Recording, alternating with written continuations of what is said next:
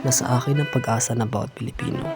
Ito ang kauna-unahang pagkakataon na madarama ko ang pamamanhid ng aking balikat, hindi dahil sa pagod, kundi sa kaba. Bawat hagod ay may bigat. Tila hindi naniniwala ang mga Amerikano sa kakayahan ng mga Pilipino. Ngunit patutunayan ko ito.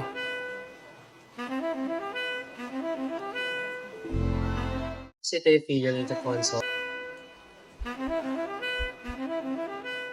pinanganak noong Nobyembre 5, 1902, taga Ilocos Norte, City Bayog, Quili. Nanay ko si Anesita Ildefonso at ate niya si Felipe Ildefonso. Maaga silang nawala, kaya kami ng kapatid ko na si Teodoro ay nag-ampung bata pa lang. Maaga kaming natuto. Nung bata kami ng kapatid ko, mahilig na kami lumangoy sa ilog ng Visay. Siguro dahil doon, natuto na ako lumangoy.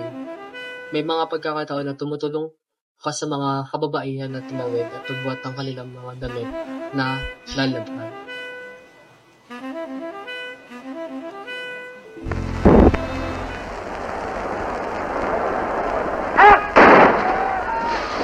Duecento metri a rana, uomini. 7 nuotatori si sono qualificati per la finale. Il campione americano Higgins conduce dall'inizio. Egli nuota stile farfalla, ruotando le braccia fuori dell'acqua. Higgins.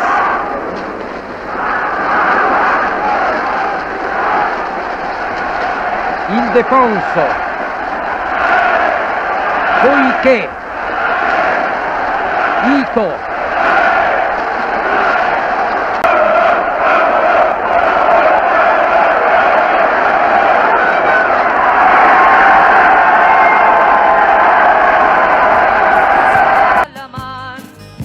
Ang wakas ay dumating, hindi sa tubig, isang bilanggo ng digmaan, patungo sa isang kapalaran na hindi ko kayang languyin. Ako ay 40 taong gulang, ang aking katawan ay isang mapa ng isang buhay na ginugol ng matindi.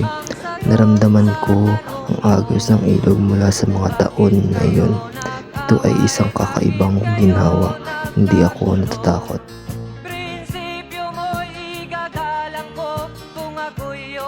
Sana lang nakalangoy ako sa huling pagkakataon. Tulungan kayo, di sana magulo ang bayan ko. Sa